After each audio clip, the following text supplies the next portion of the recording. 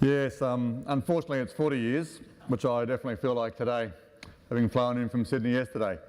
Look, I have spent 4 decades working on sustainability issues, social and environmental issues, from human rights, climate change, anti-nuclear weapons positions, a whole range of different issues over a very long time, both as an NGO activist, but then in the last 2 decades as a business advisor, writer, thinker on the whole challenge of corporate sustainability. I've done that through a range of different mechanisms. I'm a fellow at the University of Cambridge, where I teach on business executive programs. I've run 2 of my own companies working on advising corporates on sustainability, companies like BHP Billiton, DuPont, Ford, large global companies who are thinking about sustainability as a business question. In that decades of work in the area, working with the corporate sector, I have thought about 2 kind of main issues for them, with them. The first is, what does sustainability mean for business? So not what is happening in sustainability generally and the global trends and so on, but what does it mean for business people, for business leaders, for companies who are trying to profit and succeed in the current reality of the market? And secondly, how do companies respond to those issues? So what are the practical, functional ways which business can deal with these questions as issues of corporate strategy, as issues that make sense within their day-to-day reality of making a living and being successful as companies. The reason I give that context is that my remarks to you today really are focused on that issue. You know, what is the context externally? How has business been responding, and how does it need to respond going forward? Because I would argue that just in the last few years we have seen a seismic shift in the context of which business thinks about sustainability. And that seismic shift is really very simple. It is that the issue has stopped being an issue of responsibility, stopped being an issue of reputation, of doing the right thing, and become an economic issue.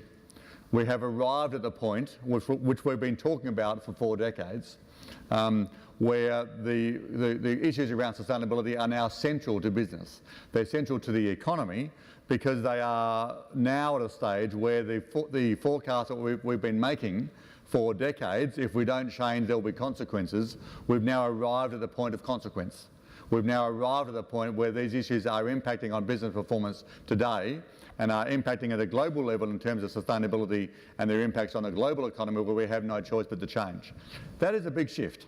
Right? It's a very, very big shift, because what it means is that at its core, it means that sustainability is no longer an optional extra for business.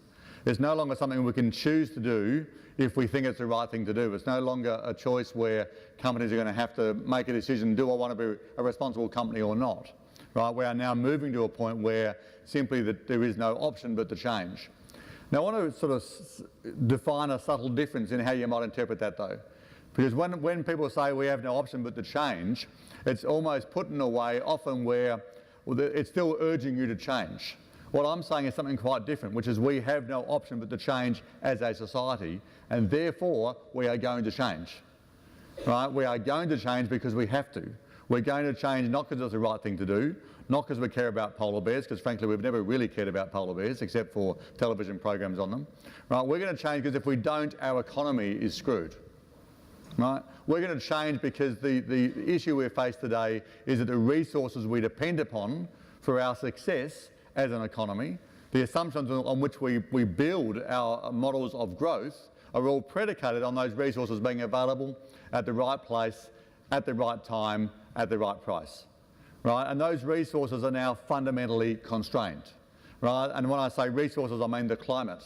I mean the water, I mean all the things that we know about, but including climate change as a resource. We need the climate to be relatively stable to do business. Right? And that shift is actually therefore a very profound one, because if we don't change, if we don't move to a new way of thinking about these issues, our economy is going to suffer. Now, when I say suffer, I don't mean that we won't be as well off as we would otherwise be. Right? I don't mean that life will be a bit more difficult. What I mean is we are now faced with an existential threat of the most important issue in the global economy for all of us, which is growth. Right? Again, back to what we care about in polar bears versus the economy. What we really care about and what we depend upon for progress of our society, for progress into the future, is having economic growth. And we are now at the point where growth is fundamentally threatened by sustainability issues. It is threatened by climate change. It is threatened by the availability of resources in the right place, right time, right price. It is threatened by the social stability that comes from those resources being available, and therefore, because it threatens growth, it will therefore get our attention. And that is a really very, very significant change, which we're still not taking into our heads at the moment. We're still thinking of this issue as being a question of option, a question that we can choose to respond to, a question we should respond to because it's the right thing to do, a thing that we should do, otherwise people in the future will suffer. And my point is now we've come to the end of that era, come to the end of that idea about corporate sustainability and moved into a very different era. Now, let's remember that when I say that, I could give you all the numbers, which we haven't got time for today, but we've all seen the numbers, but we can all see them from science and from environmental groups and from worthy institutions that focus on these issues. You can now get the same analysis from the International Energy Agency, from the IMF, from the OECD. You can get it from consultants like McKinsey, from companies like Unilever, from companies like DSM and DuPont, who are all saying the same thing. That's really important, because the people who are arguing this case are no longer having to argue it from a responsibility point of view. They're no longer having to argue it from the point of view that this is the right thing to do or the responsible thing to do. They're arguing it purely from an economic point of view. And that's actually extremely good news, right? Because we do care about the economy. We care about the economy very deeply. As we heard from the Minister earlier today, politics is about being supported to act.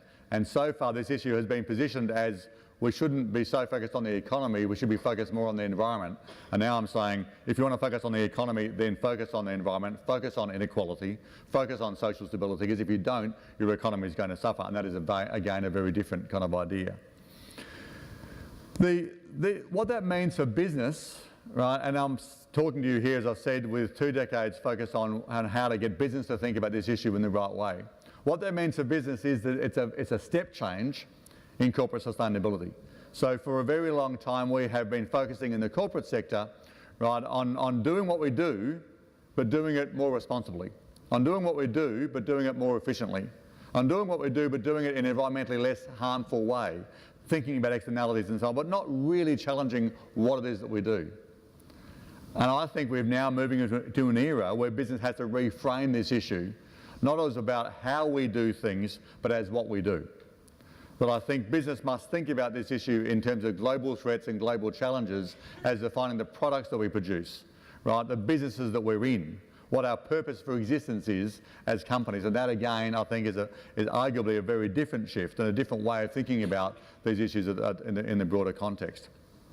Now, that therefore implies that we are going to have to think about what we do very deeply in terms of the business that we're in, and therefore think about how we make money in the future. This is not what we do while we make money, this is what we do in order to make money. Right? And again, I think that is a very significant shift and puts it front and centre in terms of corporate strategy. When we think about doing that, I think it's very important to recognise that we are no longer talking about incremental change. I mean, many things we've heard today are really about accelerated incrementalism. Right? We should do all these things faster and better. We should be better at energy efficiency. We should be better at using less input into our products. That's, of course, very important. But I think we should be honest about what the science is now telling us about this issue. That is, we have gone beyond the possibility of accelerated incrementalism getting us there. We are now talking about transformational change, transformational economic change, where we have to actually eliminate certain sectors of the economy and replace them. We have very nice and polite conversations, right, about how we can all win in this. It's a win-win situation for business. Well, I'm here to say, if you look at the science honestly, if you actually look at what the data tells us, we must face up to reality that we are going to have to actually lose many of the companies that are around today and replace them. That's why innovation is so important. It's why entrepreneurship, as several people mentioned in the last session, why entrepreneurship is so important. We are going to replace a bunch of companies. They are going to go broke and be replaced. That is perfectly fine. That's how markets work. Right? Markets constantly change the constituent parts. Now, that's a brutal process if you're in that market, but that's what markets are good for. It's the reason I work in markets, it's the reason I believe in markets as the right mechanism for such transformational change, because markets are very effective in that creative destruction way of taking out large sections of the economy and replacing it. But what that means is for you, the component parts of that economy, right, is that if you're not ready for that change, if you don't think about it in that scale, you are going to be a loser in that process, and the market will deal with you as the market normally deals with people who aren't ready for that change. And again, it's why entrepreneurship is such an important factor involved here. The final kind of set of comments I want to make about that is that let's think about, what does that look like in a practical sense, and who is going to lead that process? And I'm not going to come up with the usual answer, which was we're all responsible. Right? It's all about consumers and governments and business working together, because that's not working so well for us, as you may have noticed. So let's be realistic about what we're talking about and realistic about what's going to actually happen here. So the first thing is, when I say transformational change, let's not think about multi-decade gentle transformation. Let's think about destruction and creative destruction of the market. The science of climate change says very clearly that we have to eliminate CO2 emissions from the economy inside about 2 decades to have any hope of success in terms of tackling climate change. What that means is the coal industry is finished.